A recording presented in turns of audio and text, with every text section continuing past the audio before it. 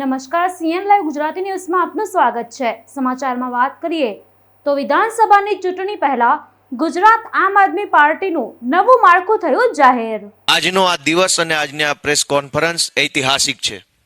આપણે સૌ જાણીએ છીએ કે ગુજરાતમાં ભાજપને જો કોઈ હરાવી શકે, ડરાવી શકે અને ભાજપને કન્ફ્રન્ટ કરી શકે તો માત્ર ને માત્ર આમ આદમી પાર્ટી છે। એવા સમયે આમ આદમી પાર્ટી આવનારી વિધાનસભાની ચૂંટણીમાં પૂરી તાકાતથી ભાજપની સામે લડે અને ગુજરાતની જનતા માટે ઊભી રહે, એના માટે એક તાકાતવાળું વિશાળ મજબૂત માળખું બનાવવાની જે જરૂર હતી એને ધ્યાનમાં લઈને પાછલા દિવસોમાં એક્ઝિસ્ટિંગ સંગઠનનું માળખું ડિઝોલ્વ કરવામાં આવેલું। આજે એક વિશાળ જમ્બો માળખા સાથે રીએરેન્જમેન્ટ, રીશફલિંગ સાથે સંગઠનની અંદર વધારે લોકોનો સમાવેશ કરીને વધારેના વધારે લોકોને સારામાં સારી કામ કરવાની તક મળે એ બાબતને ધ્યાનમાં રાખીને એક ઐતિહાસિક માળખું તૈયાર કર્યું છે।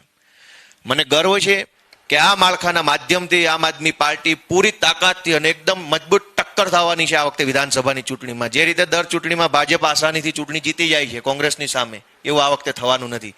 ત્યારે જે કાંઈ પણ સાથી મિત્રોને આ નવા માળખાની અંદર સ્થાન મળ્યું છે એને હું એડવાન્સમાં ખૂબ ખૂબ શુભકામનાઓ પાઠવું છું। વિશેષમાં અમારા રાષ્ટ્રીય માર્ગદર્શક, રાષ્ટ્રીય આદર્શ અમારા અરવિંદ કેજરીવાલજી અને મારા પ્રભારી માનનીય શ્રી સંદીપ પાઠક સાહેબ, માનની ગુલાબસિંહજી યાદવ, એમનો વિશેષ આભાર માનીશ કે આવા મજબૂત માળખું તૈયાર કરવામાં એમની ખૂબ માર્ગદર્શક ભૂમિકા રહી છે। તો હું આદરણીય સંદીપ પાઠક સાહેબને વિનંતી કરીશ કે તેઓ સંગઠનના નવા માળખાની આગળની રજૂઆત કરે। Hello, thank you Gopal ji. सबसे पहले आप सबका बहुत बहुत स्वागत है इस प्रेस कॉन्फ्रेंस पे। तो मैं आपको एक दो चीज़ें बैकग्राउंड में बताता हूँ कि पिछले महीने क्या क्या एक्टिविटी हुई है। आपको पता ही होगा कि हमारी एक परिवर्तन यात्रा हमने निकाला था, जिसपे हमारे स्टेट के सारे बड़े लीडरों ने ये यात्रा निकाली थी, परिवर्तन यात्रा के नाम से।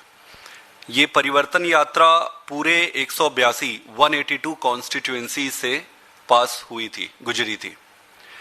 इस पूरे यात्रा के दौरान जो जनता का समर्थन मिला वो अभूतपूर्व था और अतुल्य था। इस पूरी यात्रा के दौरान यह भी समझ आया कि किस तरीके से जनता आम आदमी पार्टी की तरफ एक उम्मीद भरी नजरों से देख रही है। लाखों लोग जुड़े इस पूरे प्रोसेस पे।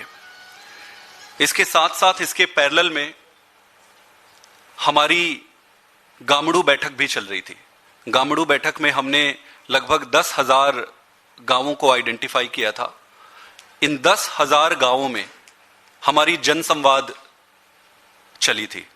इस जनसंवाद में हमने जनता से बात की और जनता की बात सुनी। इस पूरी प्रक्रिया में यह समझ आया कि जनता आज बदलाव के लिए तैयार है। वो बस एक विकल्प की तरफ देख रही है और विकल्प के रूप में वो ये देख रही है कि ऐसी कौन सी पार्टी है जो भारतीय जनता पार्टी को उखाड़ फेंक सकती है, जो उनको हरा सकती है। तो इस दोनों एक्टिविटी पिछले महीने जो परिवर्तन यात्रा चली और गामड़ू बैठक चली, इसमें लाखों लोगों ने मेंबरशिप लिया। इसके अलावा सबसे इंपॉर्टेंट बात यह थी कि लगभग 30,000 से ज्यादा एक्टिव नए लोग पार्टी से जुड़े जो एक्टिवली पार्टिसिपेट करना चाहते थे। तो इसका मतलब यह था कि परिवार अब आम आदमी पार्टी का काफी बढ़ गया है गुजरात में। और जब आपका परिवार बढ़ जाता है तो आपको अपने संगठन को उसी प्रोपोर्शनेट में विशाल करना पड़ता है। तो इसी प्रक्रिया को आगे बढ़ाते हुए हमने कुछ दिन पहले हमारे अध्यक्ष गोपाल जी ने पूरे संगठन को डिसॉल्व किया था। और वो डिसॉल्यूशन इसीलिए की थी क्योंकि परिवार बहुत बढ़ गई है, नए लोगों को एकोमोडेट करना था, चुनाव की दृष्टि से रीऑर्गेनाइज करना था सारी चीजों को। डिसॉल्व करने के बाद आज आम आदमी पार्टी अपने संगठन का जो अनाउंसमेंट है उस प्रक्रिया के पहली कड़ी या पहले किश्त का जो लिस्ट है आज रिलीज कर रही है। इसमें आप लोगों को एक एक कॉपी प्रोवाइड करेंगे और सोशल मीडिया पे भी अभी ये बहुत जल्दी अपलोड हो जाएगा। सबसे पहले तो मैं हमारे स्टेट के लीडर ईशुदान गढ़वी जी को बधाई देता हूं कि इनको राष्ट्रीय संगठन में, नेशनल संगठन में इन्हें सम्मान और जगह मिली है। ईशुदान गढ़वी जी को आम आदमी पार्टी ने नेशनल जॉइंट जनरल सेक्रेटरी का पद से सम्मानित किया है। इसके साथ ही साथ इंद्रनील जी है हमारे राजकोट से, हमारे नेता, उन्हें भी नेशनल जॉइंट सेक्रेटरी का सम्मान मिला है। तो इसके लिए मैं आप दोनों को बधाई देता हूं। इसके अलावा फिर हमारे स्टेट की जो टीम है वो हम घोषित कर रहे हैं। इस टीम में लगभग 850 लोगों को हमने जगह दिया है। ये पहली लिस्ट है, ऐसी 3-4 और लिस्टें आएंगी। तो अगर मैं पूरे संगठन को ब्रीफ करूं आपको, तो आज की स्थिति में, आज के डेट में, as we speak on, village level तक हमारा संगठन तैयार हो चुका है। और जब मैं कह रहा हूं विलेज लेवल तक, इसका मतलब यह है कि हर विलेज में लगभग 11 मेंबर की टीम हमारी बन चुकी है। ये इसके बाद हमारी बूथ के बनाने की प्रक्रिया जारी है, वो थोड़े दिन और चलेगी। अभी आज हम ब्लॉक लेवल तक के संगठन को अनाउंस कर रहे हैं। इस संगठन में हमारे कई सारे विंग्स भी हैं। स्टेट लेवल के लीडरशिप है, लोकसभा के लीडरशिप्स है, और फिर डिस्ट्रिक्ट में हमने ऑफिस बेरर्स अनाउंस कर रहे हैं। तो इस संगठन जो हम ब्लॉक लेवल तक आज लेके जा रहे हैं, इससे एक बात पूरी तरीके से तय है कि आम आदमी पार्टी का संगठन किसी भी एग्जिस्टिंग संगठन को चुनौती देने में और उनका मुकाबला करने में सक्षम है। आने वाले समय में जब हम बूथ लेवल पर जाएंगे, एक एक घर और 10 घरों को मैप करके ऑफिस बेरर लगाएंगे, तब उसके बाद पूरी तरीके से संगठन तैयार हो जाएगी। इसके बाद मैं बस 1 या 2 पॉइंट ही कहना चाहता हूं कि आम आदमी पार्टी बेसिकली संगठन ओरिएंटेड और संगठन स्पेसिफिक पार्टी है। आप पंजाब में भी देखेंगे तो हमारा संगठन आज की तारीख में सारी पार्टियों से बहुत ज्यादा मजबूत है। दिल्ली में भी हमारा संगठन बहुत मजबूत है। गुजरात में मैं आपको अपनी एग्जांपल दूं, जब हमने काम शुरू किया था तो मुझे ये नहीं पता था कि गुजरात में इतनी एनर्जी है।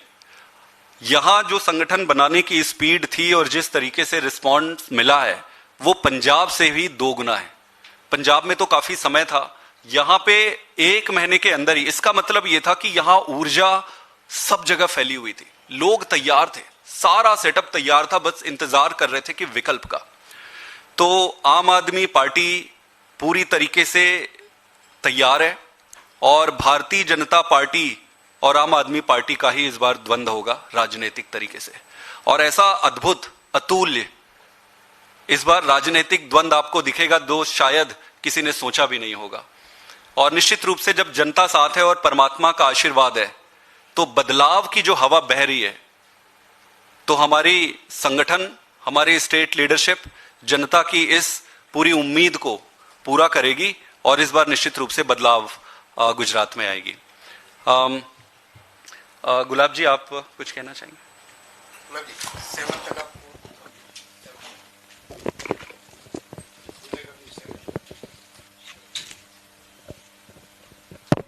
हेलो सभी मीडिया बंधुओं को नमस्कार, आप सबका स्वागत है। और मैं सर्वप्रथम बधाई देता हूं सभी साथियों को, विशेष तौर पर ईशुदान गढ़वी जी, इंद्रनील जी, गोपाल जी, सबको मैं बधाई देता हूं जिम्मेवारियों के लिए जो आपको मिली है। और मुझे पूरा यकीन है कि आप सब लोग दिन रात मेहनत जिस तरह से करते रहे हैं, आगे भी उससे कहीं ज़्यादा एनर्जी के साथ आप संगठन को बड़ा करने के लिए काम करेंगे। नई जिम्मेवारियों की अगर बात करें तो अभी हमारे गुजरात प्रदेश प्रभारी श्री संदीप पाठक जी ने आपको बताया। इसके साथ साथ अभी किशोर भाई देसाई जो हैं, उनको हमने स्टेट फ्रंटल ऑर्गेनाइजेशन में प्रेसिडेंट बनाया है। मनोज सोरठिया जी स्टेट जनरल सेक्रेटरी रहेंगे। कैलाश गढ़वी जी ट्रेजरर रहेंगे स्टेट में। जगमाल वाला जी वाइस प्रेसिडेंट रहेंगे। सागर राबारी जी को उपाध्यक्ष बनाया गया है। रीना बेन रावल को उपाध्यक्ष बनाया गया है। अर्जुन राठवा जी को उपाध्यक्ष बनाया गया है प्रदेश में। जितेंद्र उपाध्याय जी स्टेट प्रेसिडेंट रहेंगे एजुकेशन सेल। उसके बाद विपिन भाई गामती स्टेट प्रेसिडेंट रहेंगे बिरसा मुंडा मोर्चा। उसके बाद भीमाबाई चौधरी को हमने अध्यक्ष बनाया है कोऑपरेटिव विंग का। महेश भाई कोलसावाला स्टेट प्रेसिडेंट रहेंगे जय भीम मोर्चा का। किसान विंग के प्रेसिडेंट राजू भाई करपड़ा रहेंगे। प्रणव ठक्कर जी को लीगल सेल हमने एज इट इज रखा है। और स्पोर्ट्स विंग में एक अच्छा यहाँ पे आरिफ अंसारी जी जो कई सारे नेशनल और इंटरनेशनल लेवल पे मेडल लेके आए हैं, उनको अभी स्पोर्ट्स विंग की जिम्मेवारी प्रदेश लेवल पे दी गई है। ट्रेड विंग में शिवलाल बारसिया जी को रखा गया है। गौरी देसाई जी को हमने रिपीट किया है वुमेन विंग में।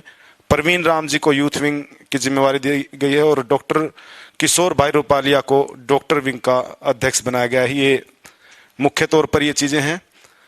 और मैं एक बात आपको बताना चाहता हूं कि पिछले कई वर्षों में गुजरात में काम करने के बाद जो अनुभव हुआ है और जो मैंने देखा है, पिछले 2 महीने में संदीप जी के आने के बाद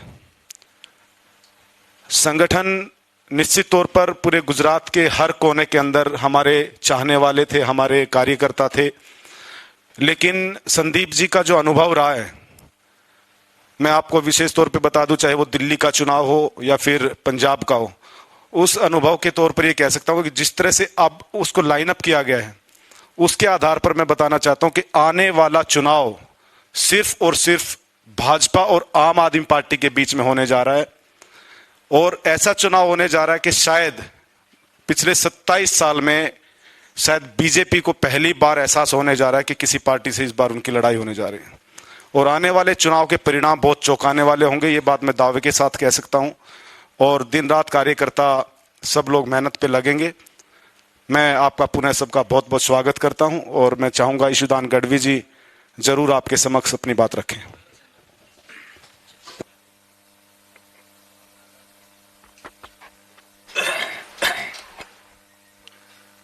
ચાલો ઓન છે હલો હલો પહેલા તો હું રાષ્ટ્રીય સંયોજક શ્રી અરવિંદ કેજરીવાલજી, સંદીપજી, ગુલાબજી અને તમામ સંગઠનના જે મિત્રોએ જે મને જે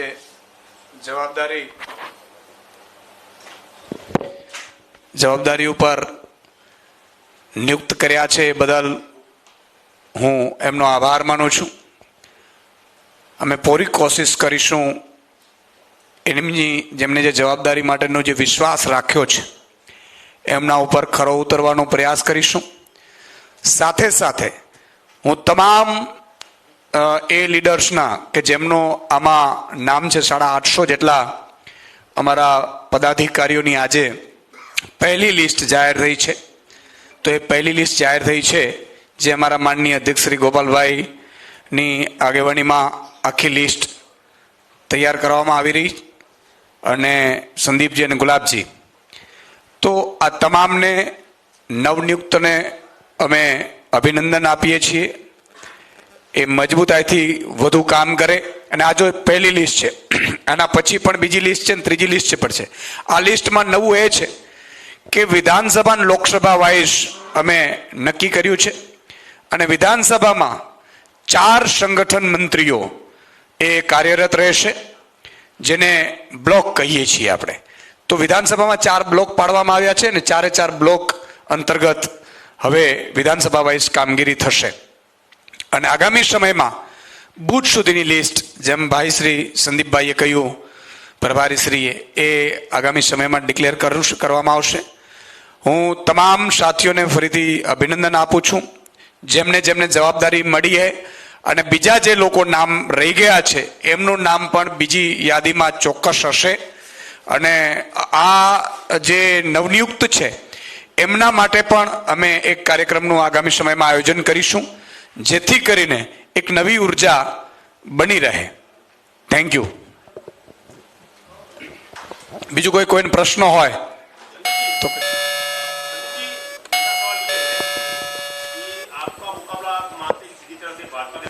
भाजपा का जो संगठन है वो काफी छोटा होता है और उसके सामने कांग्रेस का संगठन एक तो काफी बड़ा होता है। आपने तो संगठन में कांग्रेस से भी एक कदम आगे चले गए संगठन बनाने में, इतनी बड़ी तादाद में संगठन। बिल्कुल, संगठन के दो पक्ष होते हैं। एक तो कितना बड़ा संगठन है और दूसरा कितना एक्टिव और स्वस्थ संगठन है। सिर्फ बड़ा बनाने से काम नहीं चलता है, आपको संगठन एक्टिव और स्वस्थ बनाना पड़ेगा। और जब मैं स्वस्थ कह रहा हूं, जब पद के लिए झगड़ा हो एक एक पद पे, तब आपका संगठन जितना बड़ा हो उतना खराब है, जो कांग्रेस के पास है। जब पद की कोई लालसा ना हो और फिर आप जब बड़ा संगठन बनाते हो, एक एक गांव को मैप करते हो, तब वो संगठन बहुत अच्छा होता है। और भारतीय जनता पार्टी, जैसा कि आपने कहा कि छोटा होता है, मुझे नहीं लगता ये फैक्चुअली करेक्ट है। उनका भी संगठन पेपर में तो बड़ा ही है। दूसरा सवाल ये भी है कि जब दिल्ली का चुनाव होता था तो केजरीवाल सीएम का चेहरा घोषित हो जाते थे। पंजाब में आपने भगवत मान को घोषित किया था, गुजरात में कौन देगा सीएम बनेगा? बिल्कुल, हम मुख्यमंत्री का चेहरा घोषित करेंगे, ये हम करते हैं। ये एक टेक्निकल डिसीजन भी है और इलेक्टोरल प्रोस्पेक्ट्स को ध्यान में रख के उसका टाइमिंग डिसाइड किया जाता है। जिस समय आप चीफ मिनिस्टर का चेहरा डिसाइड करोगे या पब्लिक में अनाउंस करोगे, उस समय से वोट शेयर बढ़ता ही जाना चाहिए, वहां से डिक्लाइन नहीं चाहिए। तो हम सिलेक्ट करेंगे अपने अप्रोप्रिएट टाइम को और सही टाइम पे डेफिनेटली चेहरा तो देंगे। संगठन में आप प्रमुख को नहीं बदल रहे हैं तो कोई विकल्प नहीं है प्रमुख का, या पटेल को आगे करके आप चेहरे के हिसाब से चुनाव लड़ना चाहते हैं? हाँ, तो संगठन में प्रमुख को नहीं बदला है क्योंकि प्रमुख बहुत अच्छा काम कर रहे हैं और हम सबको, पार्टी को उन पर भरोसा है।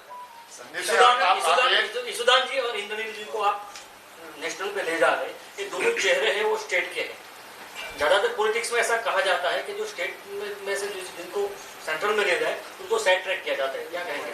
नहीं, ऐसा नहीं है। हमारी पार्टी बड़ी हो रही है, अभी हम कई स्टेट्स पे स्प्रेड कर रहे हैं। तो जिन लोगों की काबिलियत नेशनल लेवल पे परफॉर्म करने की है, उनको नेशनल लेवल पे लेके जाते हैं और टाइम पे डिसाइड किया जाता है कि किसका कहाँ पे रोल है। तो वो चेहरे तो स्टेट के हैं। निश्चित रूप से चेहरे स्टेट के, स्टेट नेशनल। ईशुदान जी नेशनल लेवल पे भी परफॉर्म करने में सक्षम है। आप उनको ये क्यों कह रहे हैं कि स्टेट लेवल? ऐसा बात नहीं, बात ऐसे नेशनल पे बेस पे आप नुकसान कर रहे हैं, ऐसा नहीं लगता? नहीं, हमें देखिए, आपको समझना पड़ेगा कि हमारी पार्टी अभी बड़ी हो रही है। हम नेशनल लेवल पे ऑर्गेनाइजेशन बिल्ड कर रहे हैं और स्टेट लेवल पे भी कर रहे हैं। तो ईशुदान जी को नेशनल लेवल पे लगा रही है पार्टी, और आप देख ही रहे हैं कि ईशुदान जी एक्टिवली पार्टिसिपेट कर रहे हैं। वो तो पार्टी का प्रेरोगेटिव है कि किस टाइम को किसको कहाँ पे सेट करना है, वो इंपॉर्टेंट नहीं है। देखो, ये सारी चीजें इंपॉर्टेंट नहीं है। इंपॉर्टेंट क्या है? इंपॉर्टेंट ये है कि पद, पैसा और प्रतिष्ठा की लालसा से बाहर होकर जब आपका संगठन देश के लिए काम करे, सारे लोग एकजुट होकर काम करें, तब पार्टी बड़ी बनती है। Thank you. Sandeep ji, election के पहले नया संगठन बनाने का मेन रीजन क्या है? मेन रीजन मैंने आपको एक्सप्लेन किया कि पार्टी अब बहुत बड़ी हो गई है, एक्सपैंड हो गई है गांव के लेवल पर, और गांव के लेवल पर जब एक्सपैंड होती है तो आपको सबके रिप्रेजेंटेटिव बराबर इक्वल रिप्रेजेंटेटिव करना पड़ता है। प्लस जब भी कैंपेन्स चलेंगे, बहुत एग्रेसिव कैंपेन चलेगा, तो हर व्यक्ति की अपनी यूटिलिटी है, कॉम्पिटेंसी है, तो उसके हिसाब से लोगों को एडजस्ट किया गया है कि अभी जो हम लार्ज स्केल पे जो कैंपेन चलने वाला है, और हमारी पार्टी, जैसा कि आप पंजाब में देखे होंगे कि हम बहुत लार्ज स्केल पे कैंपेन करते हैं, बहुत अंदर घुस के छोटी बहुत सारे कैंपेन्स रन करते हैं। उसके लिए जरूरी है कि संगठन प्रोपोर्शनेट में। लेट नहीं है, 5 महीने बाकी रहे इलेक्शंस को, तो isn't it late for the expansion of party? No, I don't think so, because it's the right time. I believe it's the right time. You Yes. should get appropriate time. Yes, absolutely. We are quite confident. अभी जैसा कि मैंने आपको पहले ही कहा, अभी हमारा चुनाव गुजरात में है। ईशुदान जी गुजरात में सर्व कर रहे हैं। जहां जहां इनको नेशनल लेवल पे जरूरत पड़ेगी जाते रहेंगे, वो पार्टी डिसाइड करेगी। पाठक जी, हिमाचल में भी है, तो क्या ईशुदान जी वहां पे भी जाएंगे? ईशुदान जी अभी इमीडिएट में पैरेलल में, देखो ये सवाल का मैंने अभी आंसर दिया कि पैरेलल पे इलेक्शन चल रहा है, तो गुजरात के हैं, तो गुजरात में अभी इनकी सर्विस ली जाएगी। आने वाले समय पे स्प्रेड करेंगे बाकी जगह। कहीं ऐसा तो नहीं कि गोपाल इटालिया जी का रास्ता क्लियर करने के लिए दोनों को साइड ट्रैक किया जाए? देखो, मैंने पहले ही कहा, कांग्रेस में बीजेपी और आम आदमी पार्टी में एक डिफरेंस है।